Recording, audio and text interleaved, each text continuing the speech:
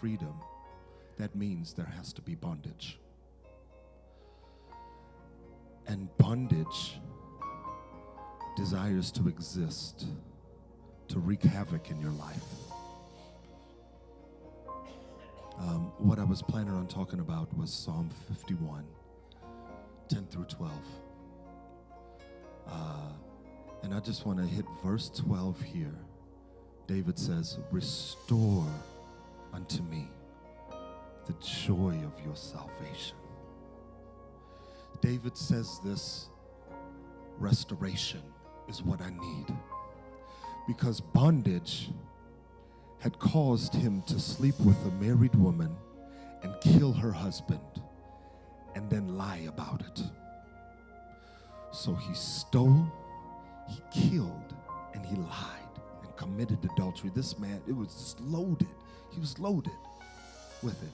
And he speaks to God, says, restoration is what I need. In restoration, what has to happen is, because you are in bondage here and here, God has to restore it. How does he restore it? By tearing everything down. So everything that was built up in order to keep bondage alive, he has to tear it all down in order to make it right. When they're restoring buildings, restoring homes, restoring a bathroom, you're doing a restoration project, you don't keep everything alive. You tear things down. You tear it down to, you don't tear everything out. What stays is what was originally there, that was meant to be there.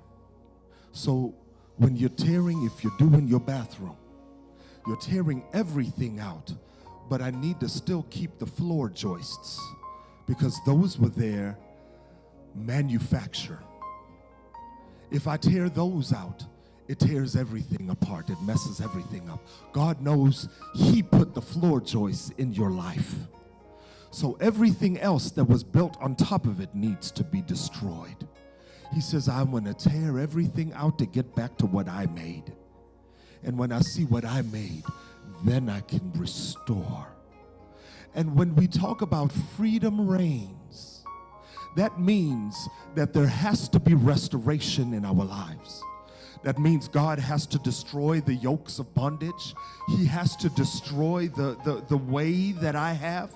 He has to destroy the thoughts that I think toward myself. Not just what other people say. He even needs to destroy my way for me. So that way freedom can reign in my life. And saints, what I'd encourage you to pray over yourself for is God's freedom. God, I don't want my freedom, because I know what I want for my life.